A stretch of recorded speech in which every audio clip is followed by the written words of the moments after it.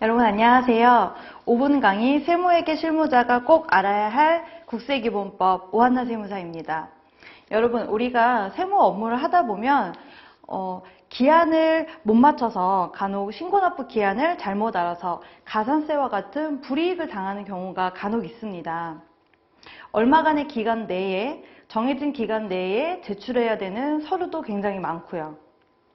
세금을 언제 내느냐 뿐만의 문제가 아니라 세법상의 각종 의무의 이행과 우리가 권리를 요구할 수 있는 그러한 행위들은 일정 기간을 정해두고 있습니다. 이만큼 세무 업무에 있어서 기간과 기한은 중요한 역할과 의미를 갖고 있습니다. 국세기본법에서는 이런 기간과 기한을 어떻게 계산하고 적용할 것인지 그 규정을 두고 있는데요. 먼저 기간이라는 것은 우리가 어느 시점에서 어느 시점까지 계속된 흐름, 그 시간을 이야기합니다. 그렇다면 그 시작되는 점과 끝나는 점이 있겠죠. 그 시작되는 점을 기산일, 그리고 끝나는 점을 만료일이라고 합니다. 국세기본법에서는 국세기본법 또는 그 세법의 특별한 규정을 제외하고는 그 민법을 기준으로 기간을 계산하게 됩니다. 그럼 앞에서 말씀드렸던 것처럼 우리 기산일, 그 시작되는 점, 기간의 시작점, 그 부분을 먼저 한번 살펴보겠습니다. 자, 며칠 내, 몇 주 내, 몇 월 내, 몇 년 내로 그 기간을 정하는 때에는 그 초일은 첫날은 산입하지 않습니다.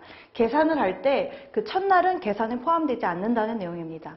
그러나 그 날이 0시부터 시작하는 때는 그 초일은 산입하게 됩니다. 연령, 나이를 계산한 때에는 그 출생일을 함께 계산합니다. 자, 예로 한번 살펴보겠습니다. 자, 기산일을 정하는 데 있어서 그 기간을 정한 때에는 초일은 산입하지 않는다고 했습니다. 이거는 어떤 말일까요?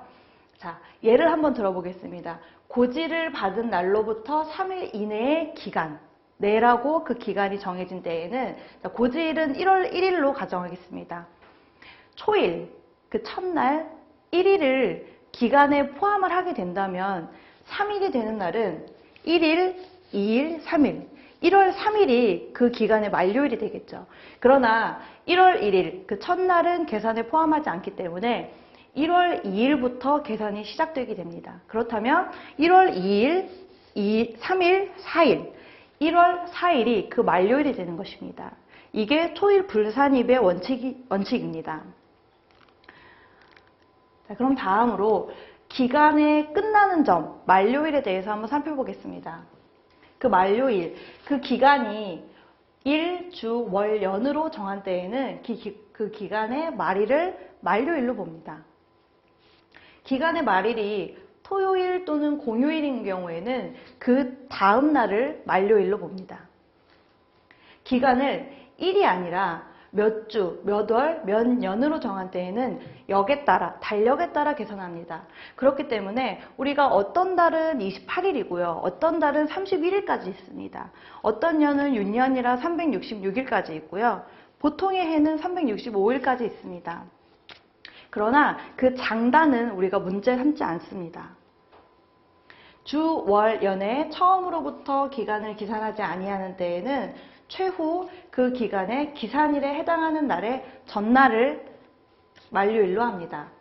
자, 우리가 이 만료일을 한번 예로 살펴보겠습니다. 증여받은 날이 속하는 달의 말일부터 3개월 이내 신고납부하여라. 증여세 신고납부 기한인데요. 우리가 11월 17일 날 증여가 있었던 것으로 가정해 보겠습니다. 그러면 그 말일 11월 30일에 3개월 12월, 1월, 2월 2월의 마지막 날 30일이 없기 때문에 28일을 그 만료일로 합니다. 오늘 우리는 국세기본법상 기간과 기한 그 규정을 살펴봤는데요. 실무상 우리가 적용해야 되는 수많은 기간과 기한 규정들이 있습니다. 그 기간을 정확하게 파악하는 것은 우리가 실수 없이, 오해 없이 업무를 처리하는 데 굉장히 중요한 내용이기 때문에 이 부분도 정확하게 알아두시기를 바랍니다. 감사합니다.